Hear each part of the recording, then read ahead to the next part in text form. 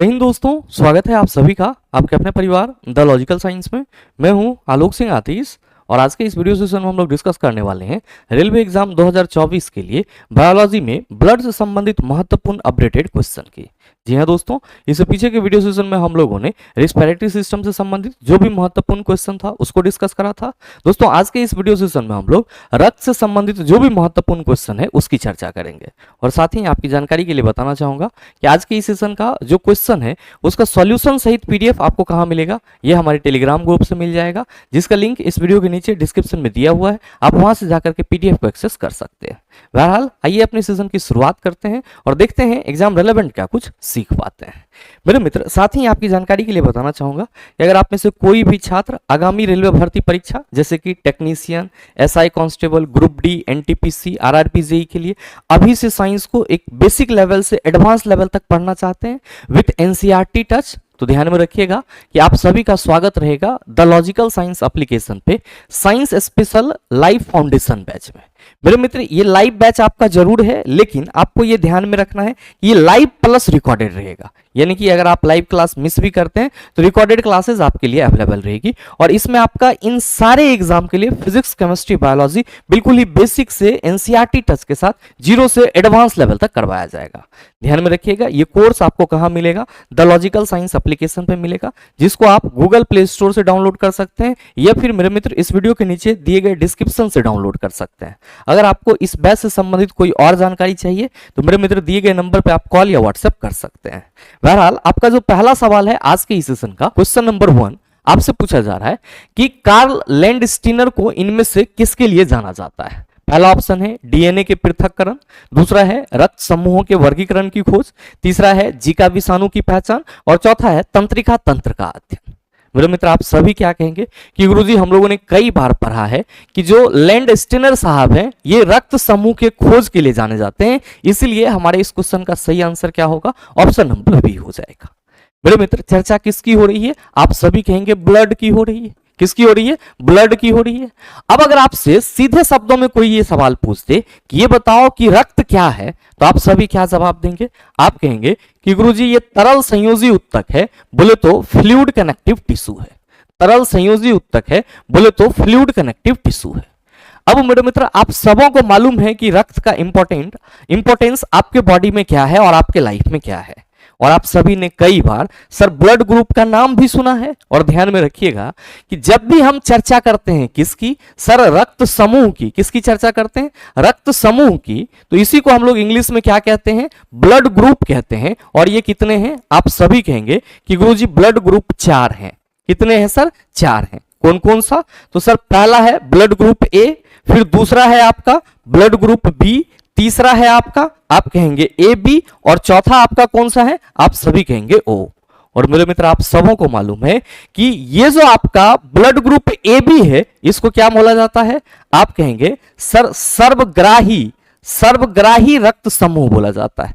सर्वग्राही रक्त समूह बोला जाता है, यानी कि ए बी ग्रुप के जो भी पर्सन होंगे उसको सर किसी भी ग्रुप का ब्लड डाला जा सकता है और वो एक्सेप्ट कर सकता है। जबकि मेरे मित्र, अगर हम चर्चा करते हैं किसकी? चर्चा करते हैं ब्लड ग्रुप ओ की, तो आप सभी कहेंगे कि सर्वदाता यानी कि यूनिवर्सल डोनर जो है ब्लड का वो कौन है? तो सर ब्लड ग्रुप ओ को माना जाता है।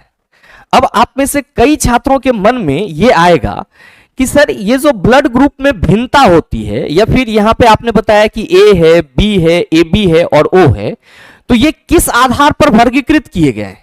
यानी कि इसमें डिफरेंसेस क्या है कि सर इन सभी को अलग अलग नाम से जाना जा रहा है तो सभी रक्त ही, तो फिर इनको अलग अलग नाम से क्यों जाना जा रहा है? मेरे मित्र ध्यान में रखेंगे कि ब्लड ग्रुप में भिन्नता बेसिकली किसकी वजह से होती है? सर ब्लड ग्रुप में मौजूद एंटीजन की वजह से होती है। और आप सभी को इस चीज को अपने कॉपी में मेंशन कर लेना चाहिए। क्या मेंशन करेंगे? आप सभी मेंशन करेंगे कि ब्लड ग्रुप की भिन्नता ब्लड में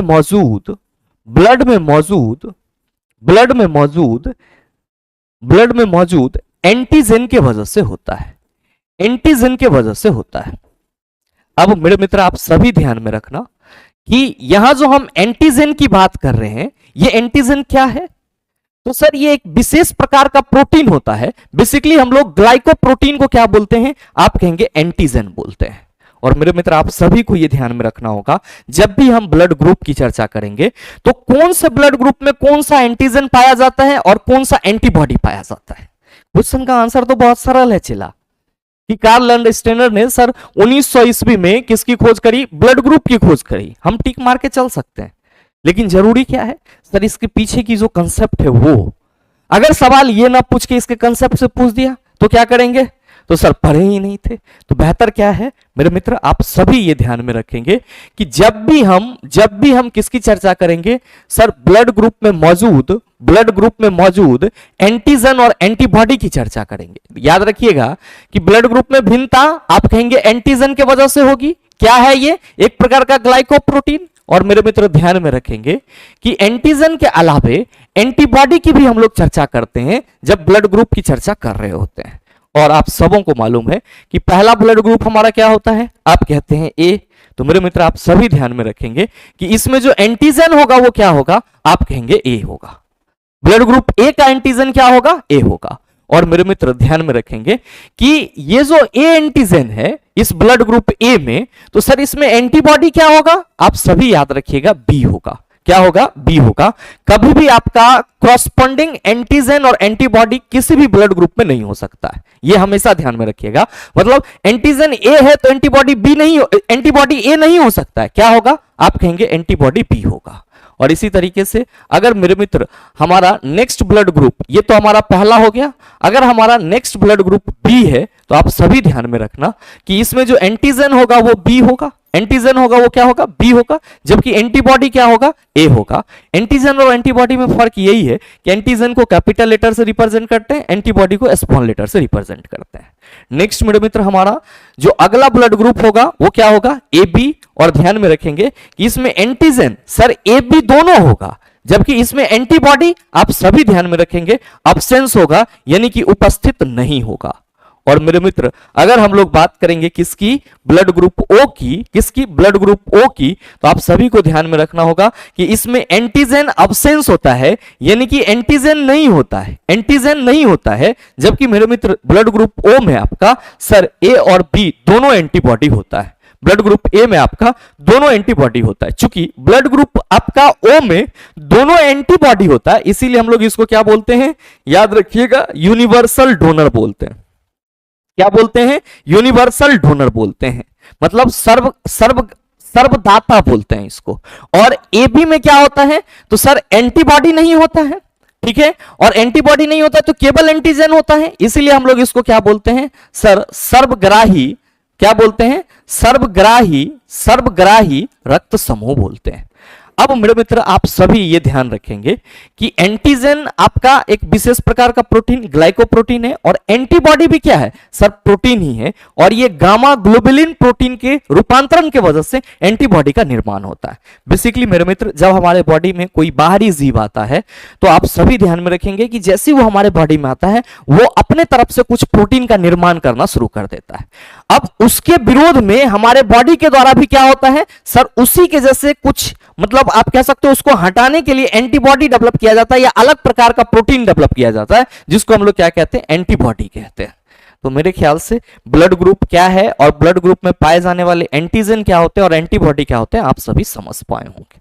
आइए बात कर लेते हैं अगला सवाल की। अगला है क्वेश्चन नंबर 2 कि मानव रक्त का तरल भाग जिसे डैश कहा जाता है जल, लवण और प्रोटीन से बना होता है। मेरे मित्र ध्यान में रखिएगा कि जब हम यहां मानव रक्त की बात कर रहे हैं तो आप कहेंगे कि सर रक्त को तो हम तरल संयोजी उत्तक कह देंगे, फ्लूइड कनेक्टिव टिश्यू कह देंगे, लेकिन चला आप सभी ध्यान में रखेंगे कि अगर हम रक्त की संरचना की बात करेंगे, किसकी बात करेंगे, रक्त की संरचना की बात करेंगे, तो आप सभी कहेंगे कि सर रक्त की जो संरचना होती है इसमें तरल और ठोस पदार्थ दोनों मौजूद होते हैं, तरल और ठोस पदार्थ दोनों मौजूद होते हैं। और मेरे मित्र रक्त के आयतन के हिसाब से सर रक्त में जो तरल पदार्थ होता है सर वो 55% और जो ठोस पदार्थ होता है वो 45% होता है। और आपकी जानकारी के लिए बताना चाहूंगा कि रक्त में मौजूद तरल पदार्थ को हम लोग क्या कहते हैं, सर प्लाज्मा कहते हैं। क्या कहते हैं, प्लाज्मा कहते हैं, जो कि हल्का पीला रंग का चिपचिपा द्रव होता है।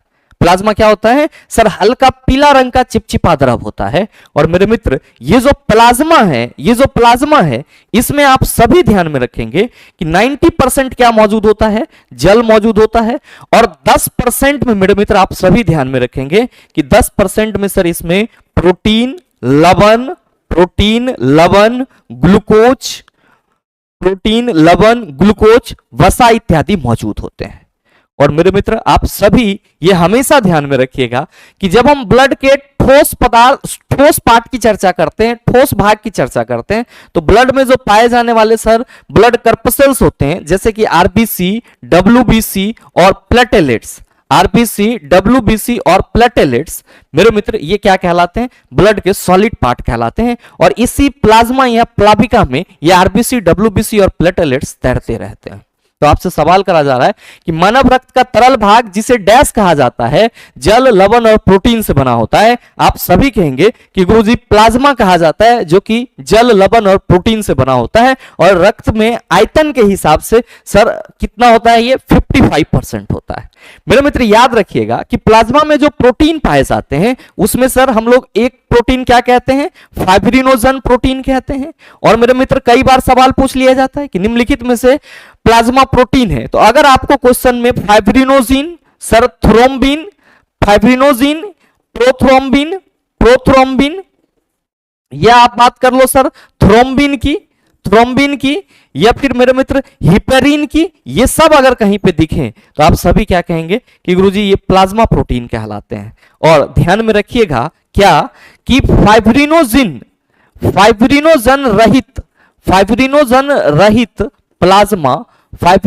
रहित प्लाज्मा क्या कहलाएगा, आप सभी याद रखेंगे सीरम कहलाता है। क्या कहलाता है, सीरम कहलाता है।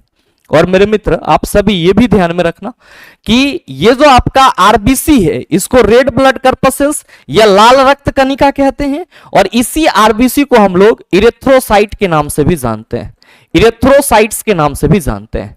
और ये जो प्लेटेलेट्स है इसको हम लोग थ्रोम्बोसाइट्स के नाम से जानते हैं। और याद रखेंगे ये रक्त का थक्का जमाने में मदद करता है। और डब्ल्यूबीसी जो है चला, इसको हम लोग ल्यूकोसाइट के नाम से जानते हैं। किसके नाम से जानते हैं, ल्यूकोसाइट के नाम से जानते हैं। नेक्स्ट सवाल देख लीजिए। क्वेश्चन नंबर 3 आपसे पूछा जा रहा है कि निम्नलिखित में से कौन सी मानव कोशिका अपने आकार को बदलने की क्षमता रखती है। ऑप्शन है यकृत कोशिका, आरबीसी, डब्ल्यूबीसी, मस्तिष्क कोशिकाएं। तो मेरे मित्र आप सभी ध्यान में रखेंगे, यहां पे सवाल करा जा रहा है कि कौन सी मानव कोशिका अपने आकार को बदलने की क्षमता रखती है। तो अगर हम लोग आरबीसी के आकार की बात करते हैं, किसकी बात करते हैं सर, आरबीसी के आकार की बात करते हैं, तो हम लोग कहते हैं कि गोल टिकिया जैसी संरचना होती है। कैसी सर, गोल टिकिया जैसी संरचना होती है। जबकि मेरे मित्र अगर हम लोग चर्चा करते हैं डब्ल्यूबीसी, व्हाइट ब्लड कर्पसेल्स यानी कि श्वेत रक्त कणिका की, तो हम लोग क्या कहते हैं सर, डब्ल्यूबीसी का जो आकार होता है वो और इरेगुलर यानी कि अनियमित होती है। और डब्ल्यूबीसी में ये खासियत होती है कि सर वो अपनी जो आकार है उसको वो क्या करे सर, चेंज कर सके। इसीलिए सही आंसर हमारा क्या होगा, आप सभी कहेंगे ऑप्शन नंबर सी हो जाएगा, डब्ल्यूबीसी हो जाएगा। मेरे मित्र आप सभी ये याद रखेंगे कि यकृत कोशिकाएं, तो हमारे लीवर में जो मौजूद कोशिका होगी उसको हम लोग क्या कहेंगे, यकृत कोशिका कहेंगे। और आरबीसी और डब्ल्यूबीसी कहां मिलेगा, आप कहेंगे सर ब्लड में मिलेगा। मस्तिष्क कोशिका, ब्रेन में पाई जाने वाली जो कोशिका होगी हम लोग उसको मस्तिष्क कोशिका कहेंगे। बेसिकली मेरे मित्र जो हम लोग का तंत्रिका तंत्र है वो न्यूरॉन से बना हुआ है, तो हम लोग ब्रेन सेल के एग्जांपल के रूप में न्यूरॉन को रख सकते हैं। Now the point is that sir ये जो आरबीसी और डब्ल्यूबीसी है इसका काम क्या होता है। तो मेरे मित्र आप सभी ये ध्यान में रखिएगा कि अगर हम लोग आरबीसी की चर्चा करते हैं तो सबसे पहले तो इसको हम लोग लाल रक्त कणिका कहते हैं। पहले ये चीज ध्यान में रख लीजिएगा, क्या कहते हैं, लाल रक्त कणिका कहते हैं।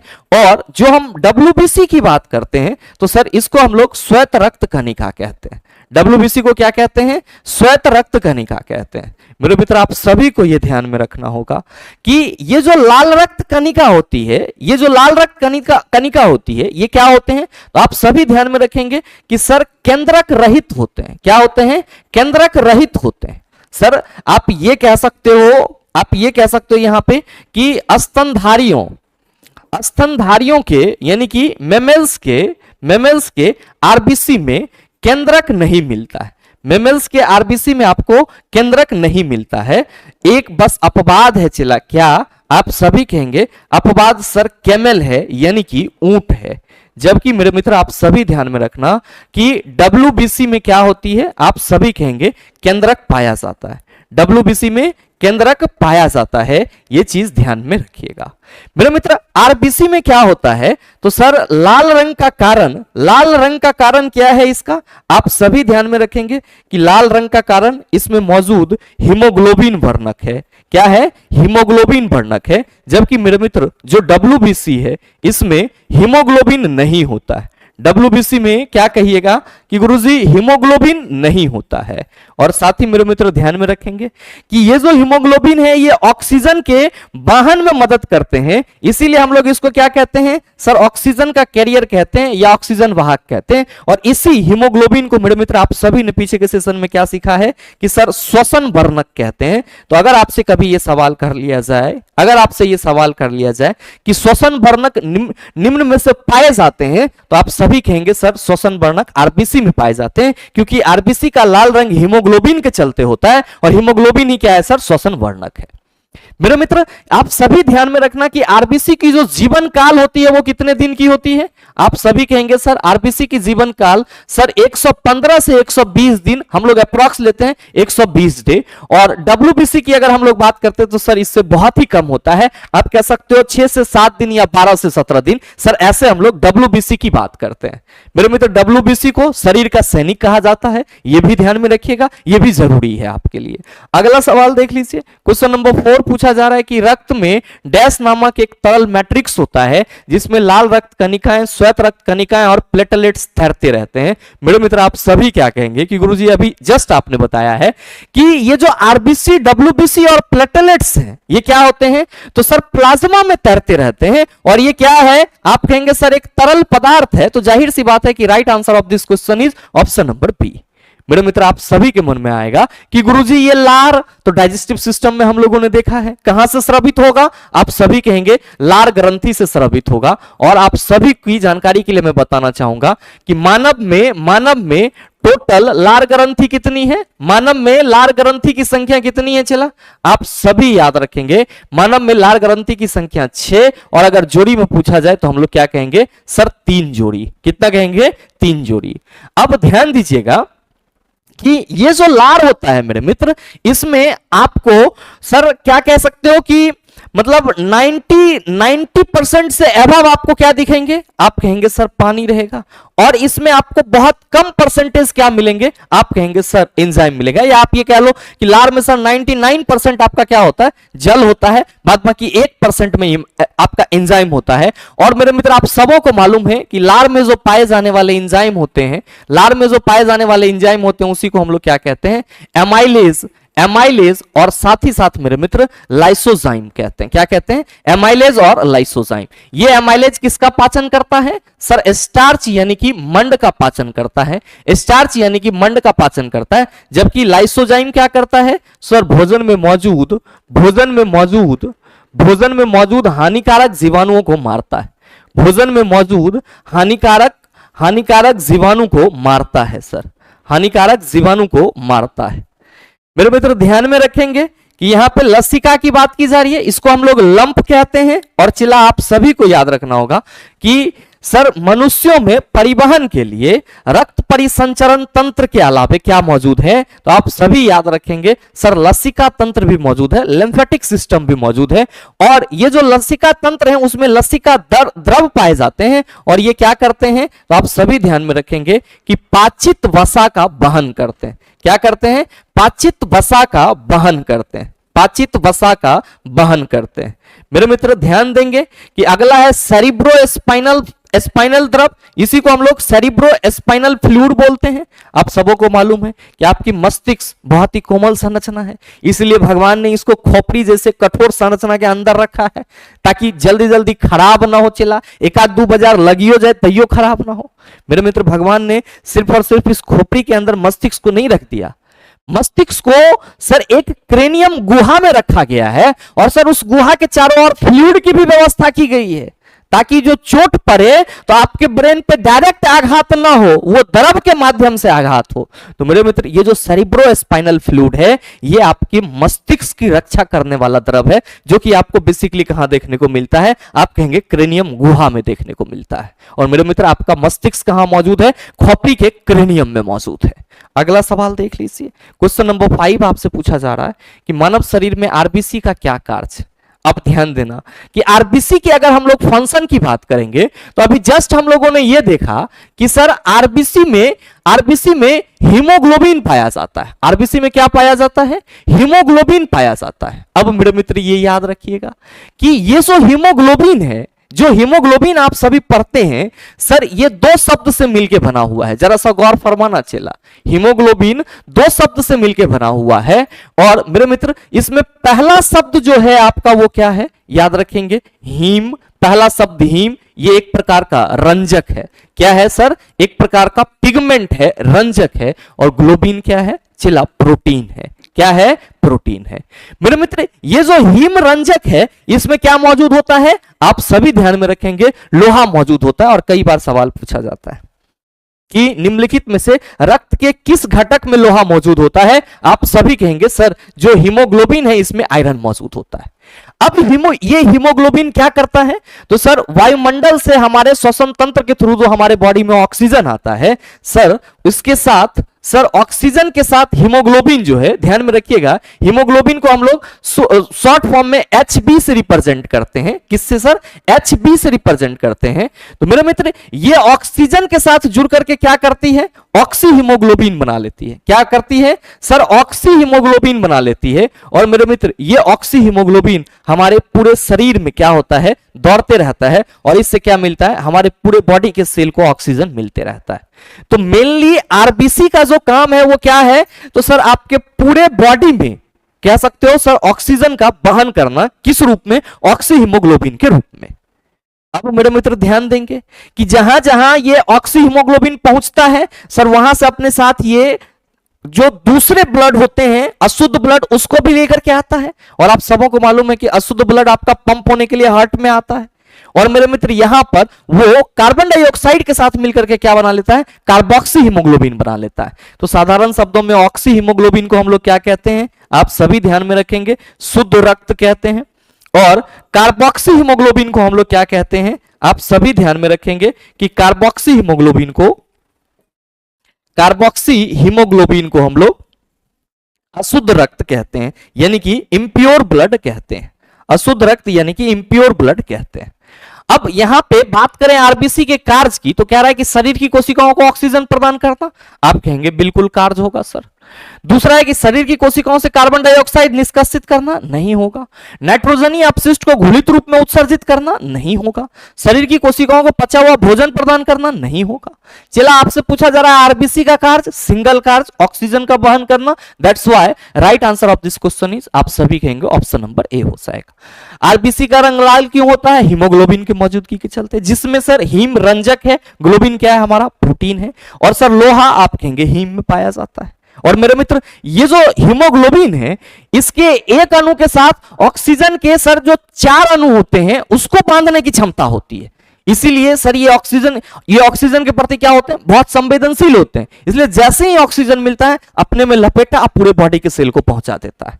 अगला सवाल देख लो चला, क्वेश्चन नंबर 6 आपसे पूछा जा रहा है कि निम्नलिखित में से कौन सा कथन गलत है। रक्त शरीर को बीमारी से बचाता है, रक्त कार्बन डाइऑक्साइड को शरीर की कोशिकाओं से फेफड़ों तक ले जाता है, रक्त ज्ञानेंद्रिय इनपुट में मदद करता है, रक्त ऑक्सीजन को फेफड़ों से शरीर के अन्य भागों में ले जाता है। सवाल करा जा रहा है कि निम्नलिखित में से कौन सा कथन गलत है।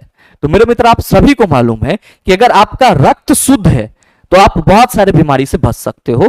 तो रक्त कई मायने में आपको कई बीमारी से बचाता है। दूसरा कि रक्त कार्बन डाइऑक्साइड को शरीर की कोशिकाओं से फेफड़ों तक ले जाता है, यह भी बात सही है कि हमारे बॉडी में सर ऑक्सीजन युक्त रक्त जो है वो हमारे हार्ट से प्रत्येक कोशिका तक तो पहुंच जाता है, लेकिन मेरे मित्र प्रत्येक कोशिका से कार्बन डाइऑक्साइड रिच जो ब्लड होता है उसको भी लाने का काम किसका होता है, मेरे मित्र इसी रक्त का होता है। यानी कि पहला कथन भी सर रक्त के बारे में सही है, दूसरा भी सही है। तीसरा है कि रक्त ज्ञानेंद्रियां इनपुट में मदद करता है। मेरे मित्र ज्ञानेंद्रियां जैसे ही इंद्रियां आएगी तंत्रिका तंत्र को खोजेंगे, उसमें ब्लड का कोई रोल नहीं होता है, तो हम कहेंगे तीसरा ऑप्शन गलत है। और चौथा है कि रक्त ऑक्सीजन को फेफड़े से शरीर के अन्य भागों में ले जाता है, यह बात बिल्कुल सही है। जिस रूप में ले जाता है रक्त ऑक्सीजन को वो ऑक्सीहीमोग्लोबिन होता है, और जिस रूप में सर वो शरीर से के सभी कोशिकाओं से फेफड़ों में लाता है वो कार्बोक्सीहीमोग्लोबिन होता है। तो मेरे मित्र जो सवाल करा जा रहा है उसका सही आंसर आप सभी कहेंगे सर ऑप्शन नंबर सी हो जाएगा। और याद रखिएगा रक्त कार्बन डाइऑक्साइड को शरीर के अन्य कोशिकाओं से फेफड़ों में लाता है, किस रूप में? आप कहेंगे कार्बोक्सीहीमोग्लोबिन के रूप में।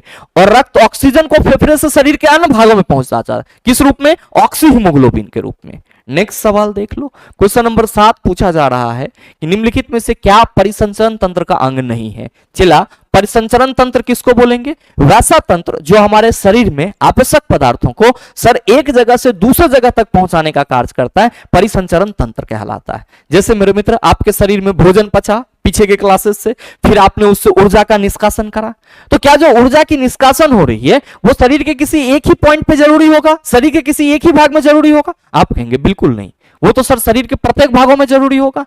तो मेरे मित्र आपके बॉडी में जरूरी पदार्थों को एक कोशिका से दूसरे कोशिका तक पहुंचाने के लिए जो तंत्र मौजूद है उसी को परिसंचरण तंत्र कहते हैं। और मेरे मित्र याद रखेंगे कि परिसंचरण तंत्र बेसिकली किसका कॉम्बिनेशन होता है? तो आप सभी कहेंगे कि परिसंचरण तंत्र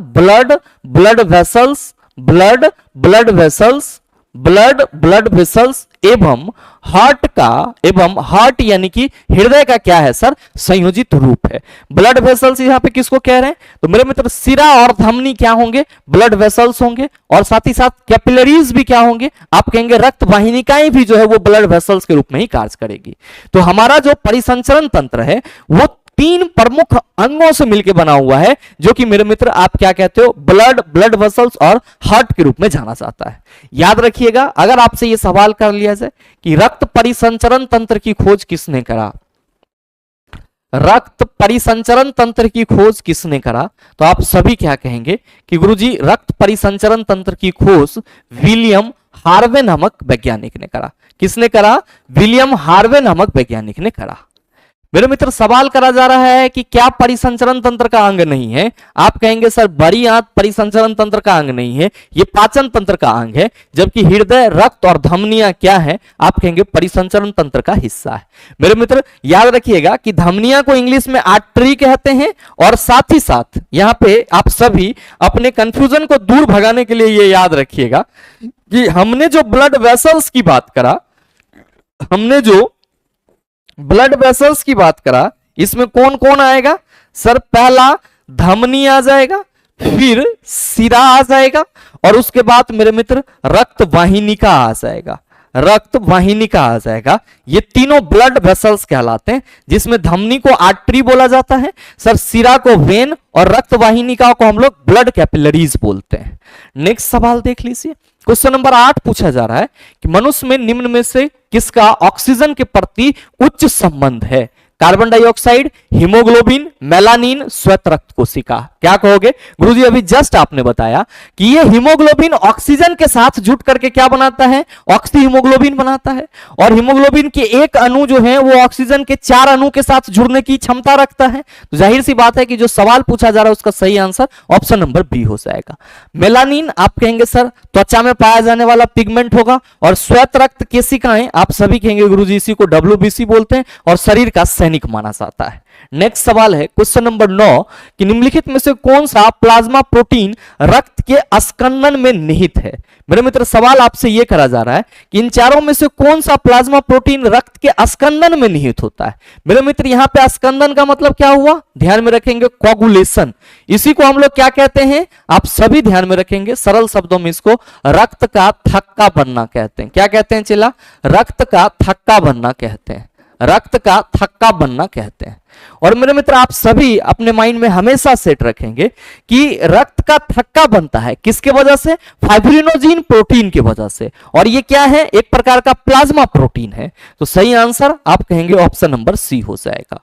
मेरे मित्र आप सभी कहेंगे कि गुरुजी ये रक्त का थक्का कैसे बनता है? तो आप सभी ध्यान में रखिएगा कि जब हमारे सर बॉडी में कहीं पे कट फट जाता है तो उससे रक्त निकलना शुरू होता है। तो रक्त में मौजूद जो प्लेटलेट्स हैं, थ्रोम्बोसाइट्स हैं, वो क्या होते हैं? सर टूट जाते हैं और क्या बना लेते हैं, आप सभी याद रखेंगे, थ्रोम्बोप्लास्टिन बना लेते हैं। और ये थ्रोम्बोप्लास्टिन सर कैल्शियम आयन और प्रोथ्रोम्बिन की उपस्थिति में क्या करते हैं, तो मेरे मित्र आप सभी ध्यान में रखेंगे कि प्रोथ्रोम्बोप्लास्टिन बनाते हैं और फिर सर ये फाइब्रोनोजिन के साथ प्रक्रिया करके क्या करते हैं, थक्का बना देते हैं। तो आप सभी कहेंगे कि जो हमारा रक्त को थक्का जमाने वाला प्रोटीन है वो क्या है, फाइब्रिनोजिन। और मेरे मित्र याद रखिएगा आप सभी कि रक्त को थक्का जमने में या रक्त के थक्का को जमने में मदद करने वाला विटामिन, रक्त के थक्का को जमने में मदद करने वाला विटामिन आप सभी क्या कहेंगे कि गुरुजी रक्त के थक्का को जमने में मदद करने वाला जो विटामिन है वो क्या है, विटामिन के है।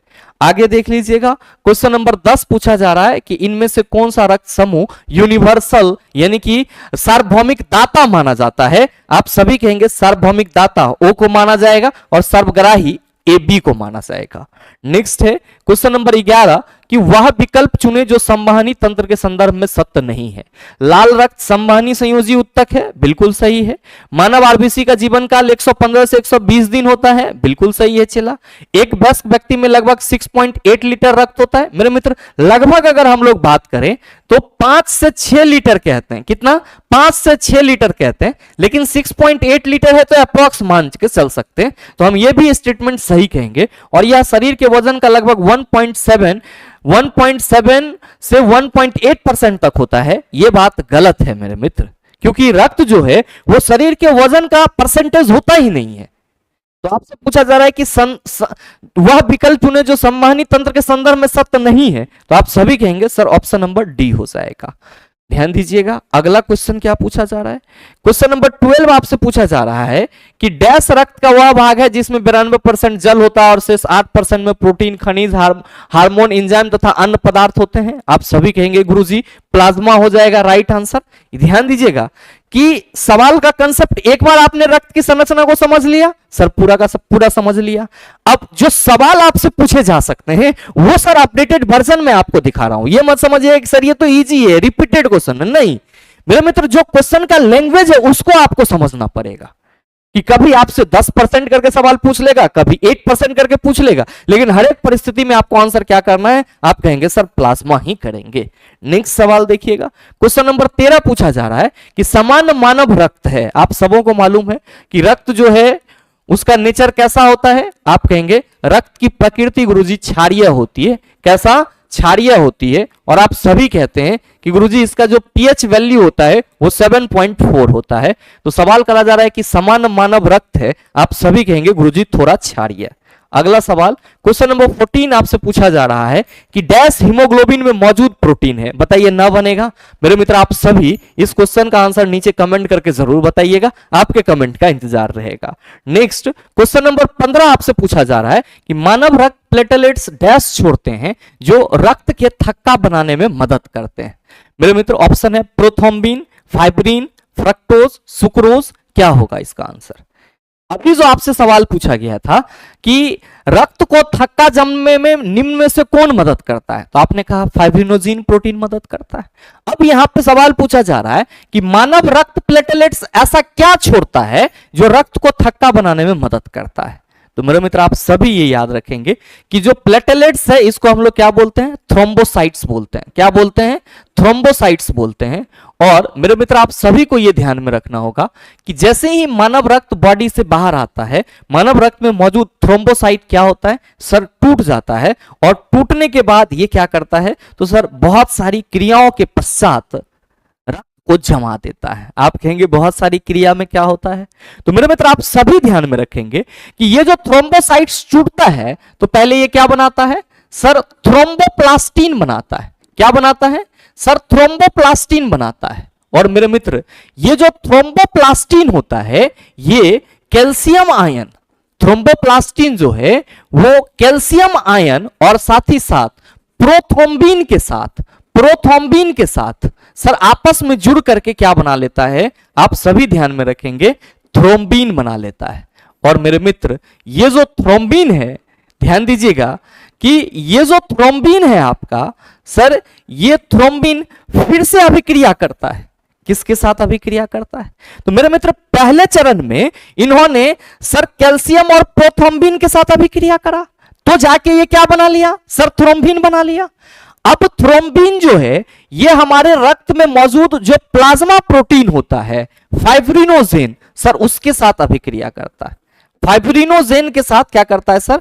फाइब्रिनोजेन के साथ अभिक्रिया करता है। और मेरे मित्र याद रखिएगा कि जब रक्त का थ्रोम्बिन और फाइब्रिनोजेन आपस में अभिक्रिया करता है तब ये क्या बना लेता है? फाइब्रिन बना लेता है। क्या बना लेता है? फाइब्रिन बना लेता है। और मेरे मित्र यहां पे भी इसकी प्रक्रिया पूरी नहीं होती है। अब फाइब्रिन जो है वो रक्त के जो रुधिराणु होते हैं उसके साथ आपस में जुट करके क्या करता है सर? ब्लड को थक्का बना देता है। मतलब ये जो फाइब्रिन है आपका, ये क्या करता है मेरे मित्र? रक्त रुधिराणु यानी कि जो ब्लड कर्पसेल्स होते हैं रक्त रुधिराणु के साथ जुड़ करके क्या करता है? रक्त का थक्का जमा देता है। तो रक्त के थक्का के जमने में मेरे मित्र कुछ इसी तरह का प्रोसेस होता है कि पहला जैसे ही बॉडी से ब्लड बाहर आता है सर ब्लड का थ्रोम्बोसाइट टूट जाता है जो कि थ्रोम्बोप्लास्टिन में बदल जाता है। अब ये थ्रोम्बोप्लास्टिन कैल्शियम और प्रोथ्रोम्बिन के साथ अभिक्रिया करके मेरे मित्र थ्रोम्बिन का निर्माण करता है। और ये थ्रोम्बिन प्लाज्मा प्रोटीन फाइब्रिनोजेन के साथ अभिक्रिया करते सर फाइब्रिन बना लेता है। और मेरे मित्र फाइब्रिन फिर रक्त रुधिराणु के साथ सर क्रिया करके रक्त को क्या करता है? थक्का जमा देता है। तो सवाल करा जा रहा है कि मानव रक्त प्लेटलेट्स डैश छोड़ते हैं। तो मेरे मित्र ये थ्रोम्बोप्लास्टिन टूटा और उसके साथ प्रोथ्रोम्बिन मिला, तो आप सभी कहेंगे कि सर मानव रक्त प्लेटलेट्स जो हैं वो प्रोथ्रोम्बिन छोड़ते हैं जो कि क्या करते हैं सर? रक्त को थक्का जमाने में मदद करते हैं। साथ ही मेरे मित्र आप सभी ध्यान में रखेंगे कि फ्रुक्टोज सुक्रोज आप सभी कहेंगे कि गुरुजी ये कार्बोहाइड्रेट के पार्ट हैं या कार्बोहाइड्रेट के भाग हैं। अगला सवाल देख लीजिए, क्वेश्चन नंबर 16 पूछा जा रहा है कि समान मानव का खून बहने का समय और जमने का समय क्रमशः डैश और डैश होता है। ध्यान में रखेंगे कि खून बहने का समय 2 से 7 मिनट और जमने का समय 3 से 10 मिनट होता है। यह आपके लिए वीवीआई है, चला एक डाटा के रूप में आप सभी ध्यान में रखिएगा। नेक्स्ट क्वेश्चन नंबर 17 कहा जा रहा है कि मानव शरीर में मौजूद निम्नलिखित कोशिकाओं में से किसमें माइटोकॉन्ड्रिया नहीं पाया जाता है? तो यकृत कोशिका, मांसपेशी, श्वेत रक्त कणिका, इन सभी में माइटोकॉन्ड्रिया होगा, लेकिन ये जो लाल रक्त कोशिका है इसमें क्या होगा? आप सभी याद रखेंगे माइटोकॉन्ड्रिया नहीं पाया जाएगा।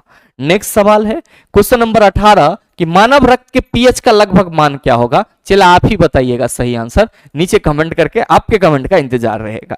नेक्स्ट क्वेश्चन नंबर 19 कि ए बी रक्त वर्ग वाला एक व्यक्ति ए बी और ओ रक्त वर्ग वाले लोगों को रक्तदान कर सकता है? बिल्कुल नहीं। ए बी तो सर सर्वग्राही होता है, ये सबसे ले सकता है। दूसरा है कि सार्वभौमिक रक्तदाता है, नहीं ये तो ओ होता है, किसी भी वर्ग से ले सकता है। सर ये बात बिल्कुल सही है, तो सही आंसर क्या होगा? ऑप्शन नंबर सी हो जाएगा। नेक्स्ट क्वेश्चन मेरे मित्र आपसे कहा जा रहा है कि निम्नलिखित में से कौन सा विकल्प लाल रुधिर कणिकाओं के बारे में सही नहीं है?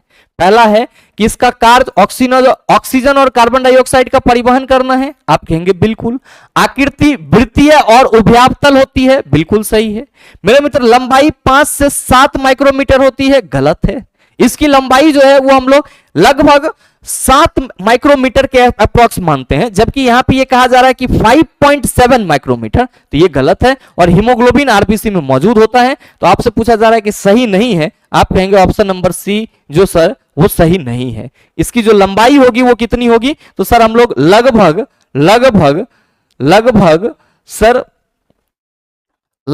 7 माइक्रोमीटर मानते हैं, 7 माइक्रोमीटर मानते हैं।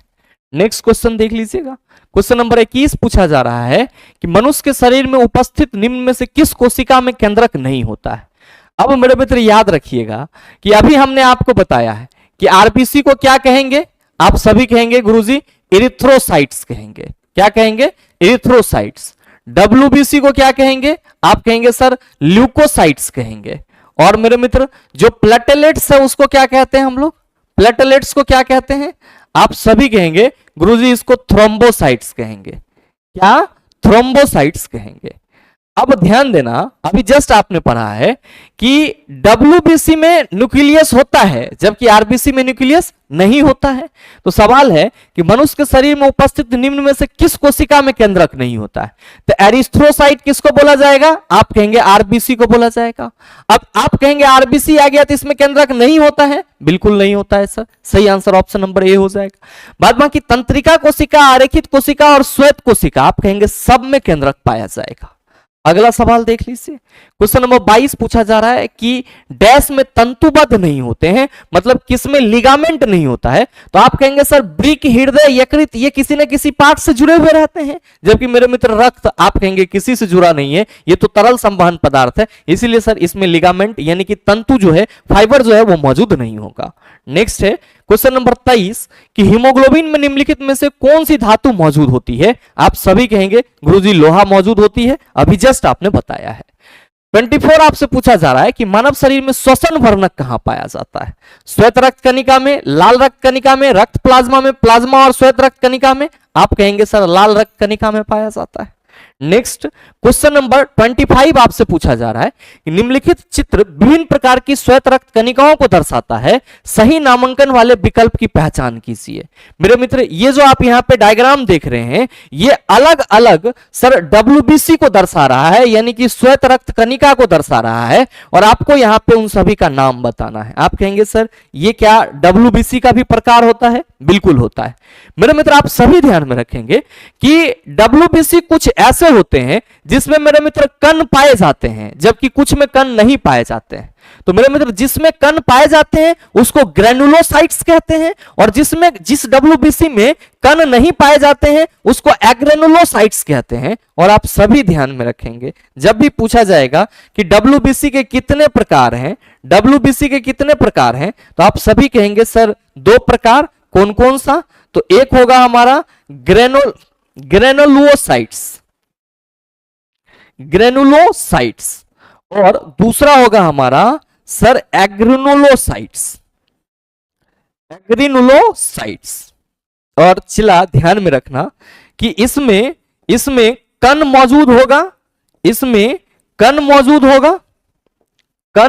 होगा, छोटे छोटे कण मौजूद होंगे, और इसमें छोटे छोटे कण मौजूद नहीं होंगे, इसमें छोटे छोटे कण मौजूद नहीं होंगे, छोटे छोटे कण मौजूद नहीं होंगे।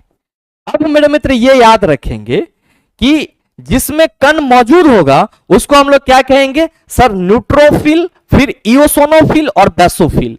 और जिसमें कण मौजूद नहीं होगा उसको हम क्या कहेंगे? सर लिम्फोसाइट और मोनोसाइट।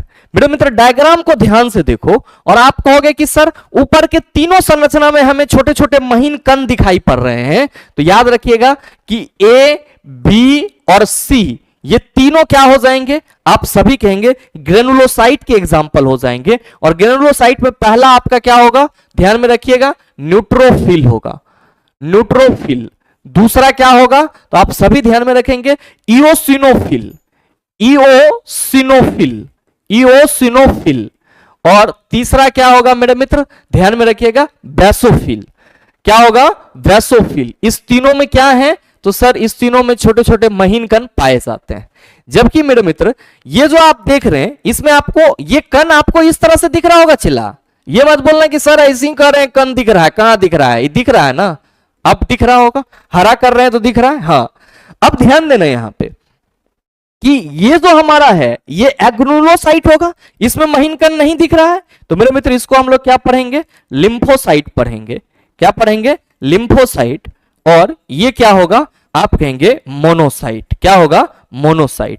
तो चला जो सवाल पूछा जा रहा है, निम्नलिखित चित्र विभिन्न प्रकार के श्वेत रक्त कणिकाओं को दर्शाता है, सही नामांकन वाले विकल्प की पहचान कीजिए।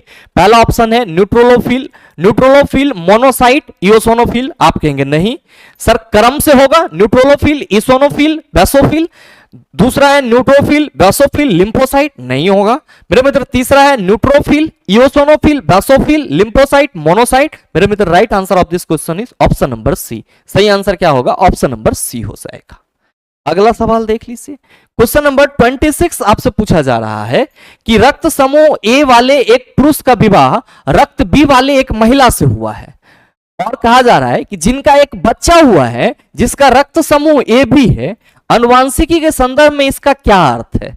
रक्त समूह ए का जीन और रक्त समूह बी जीन दोनों अप्रभावी हैं। मेरे मित्र, क्वेश्चन में है कि कोई मेल है और कोई फीमेल है, मेल और फीमेल का जो ब्लड ग्रुप है वो क्या है? तो रक्त समूह ए वाले एक पुरुष का विवाह रक्त बी वाली महिला के साथ हुआ है, तो मेल का ब्लड ग्रुप ए और फीमेल का सर बी। अब इस दोनों से होने वाले जो सर न्यू बॉर्न बेबी है उसका ब्लड ग्रुप ए बी कह रहा है। तो आप सभी क्या कहेंगे कि गुरुजी ब्लड ग्रुप ए बी का मतलब ये हुआ कि उसके मेल का भी प्रभाव है लक्षण और फीमेल का भी प्रभाव है। पहले ऑप्शन में कहा जा रहा है कि रक्त समूह ए का जीन और रक्त समूह बी का जीन दोनों अप्रभावी है। अगर दोनों अप्रभावी होता तो ब्लड ग्रुप ए बी नहीं होता। दूसरा है कि रक्त समूह ए का जीन प्रभावी है और रक्त समूह बी का जीन अप्रभावी है। मेरे मित्र, ये भी नहीं होगा क्योंकि प्रभावी तो दोनों है। फिर तीसरा है कि रक्त समूह ए का जीन और रक्त समूह बी का जीन दोनों प्रभावी है। मेरे मित्र, सही आंसर आपका ऑप्शन नंबर सी हो जाएगा और इसीलिए जो ब्लड ग्रुप मिल रहा है वो क्या है सर? ए बी है। अगला देख लीजिएगा, क्वेश्चन नंबर 27 आपसे पूछा जा रहा है कि खेलते समय रवि के घुटने में चोट लग गई जिससे खून बह रहा था। कुछ समय बाद उसने देखा कि खून बहना बंद हो गया और एक गहरे लाल रंग के थक्के ने घाव को भर दिया था। किस प्रकार की कोशिकाएं रक्त का थक्का जमाने में मदद करती है? सीधे पूछ लेता, इतना घुमाने की कोई जरूरत ही नहीं था। आप क्या कहेंगे कि गुरुजी यहां पे जो प्लेटलेट्स है वही हमारा सही आंसर होगा, क्योंकि अभी आपने कुछ देर पहले गला फाड़ फाड़ के बताया है कि रक्त को थक्का जमने में प्लाज्मा प्रोटीन सर जो फाइब्रिनोजेन है और साथ ही साथ जो प्लेटलेट्स है वो क्या करता है सर? सहायक होता है। और रक्त को थक्का जमाने में सर विटामिन के सहायक होता है। इसीलिए बिना किसी लाग लपेटा के सही आंसर ऑप्शन नंबर डी होगा। नेक्स्ट क्वेश्चन नंबर 28 आपसे पूछा जा रहा है कि निम्नलिखित में से कौन सा रक्त प्लाज्मा के समरूप होता है लेकिन यह रंगहीन होता है और इसमें कम प्रोटीन होता है? मेरे मित्र, लसिका आप सभी ध्यान में रखेंगे कि सर ये प्लाज्मा के समरूप ही होता है लेकिन ये रंगहीन होता है और इसमें सर प्रोटीन की जो मात्रा होती है कम होता है और बेसिकली ये क्या करता है? आप सभी कहेंगे पाचित वसा का परिवहन करता है। और आरबीसी डब्ल्यूबीसी प्लेटलेट्स आप कहेंगे आप तो सर इसको समझ रहे हैं, ये सब के सब रक्त रुधिराणु कहलाएंगे। नेक्स्ट सवाल क्वेश्चन नंबर 29 कि रक्तचाप मापने के लिए इनमें से किस यंत्र का प्रयोग किया जाता है? एस्फिग्मोमैनोमीटर का उपयोग किया जाता है। मेरे मित्र, हीमोग्लोबिन मीटर का उपयोग रक्त में हीमोग्लोबिन की मात्रा को जांचने के लिए किया जाता है। रक्त में एचबी की मात्रा को जांचने के लिए किया जाता है। यह ध्यान में रखिएगा, जांचने के लिए किया जाता है। अब साथ ही ध्यान देंगे यूरिनोमीटर, तो मेरे मित्र इसमें सर मूत्र की जांच के लिए किया जाता है यूरिनोमीटर का उपयोग। और स्पेक्ट्रोमीटर, तो ध्यान में रखेंगे कि जो आपका स्पेक्ट्रम होता है, स्पेक्ट्रम से उत्सर्जित फोटोन की संख्या को मापने के लिए हम लोग किसका उपयोग करते हैं? आप सभी कहेंगे गुरुजी स्पेक्ट्रोफोटोमीटर का उपयोग करते हैं। तो जो सवाल पूछा जा रहा था कि रक्तचाप मापने के लिए इनमें से किस यंत्र का प्रयोग किया जाता है, आप कहेंगे एस्फिग्मोमैनोमीटर। और लास्ट सवाल आपके आज के इस सेशन का कि निम्न में से कौन सा भोजन कार्बन डाइऑक्साइड और नाइट्रोजन युक्त अपशिष्टों का घुलित रूप में परिवहन करता है? प्लाज्मा, श्वेत रुधिर कणिकाएं, प्लेटलेट्स और लाल रुधिर कणिकाएं। आप सभी कहेंगे कि गुरुजी plasma is the right answer of this question, इसीलिए सही आंसर हमारा ऑप्शन नंबर ए हो जाएगा। तो मेरे भाई, आज का जो ये रक्त का 30 सवाल था, मेरे ख्याल से रक्त के जो भी इंपॉर्टेंट कंसेप्ट थे उसका रिवीजन आपको करा दिया होगा। और अगर आपको वीडियो अच्छा लगा होगा तो वीडियो को लाइक कीजिएगा, ज्यादा से ज्यादा अपने दोस्तों के साथ शेयर कीजिएगा और अगर चैनल पे नए हैं तो सब्सक्राइब करके बेल आइकन दबा लीजिएगा ताकि इस तरह के एग्जाम रिलेवेंट वीडियो का नोटिफिकेशन सबसे पहले आपके पास पहुंचे और आप उसको सबसे पहले देख पाओ। मिलते हैं फिर अगले सेशन में, तब तक के लिए best of luck, thank you, have a nice day.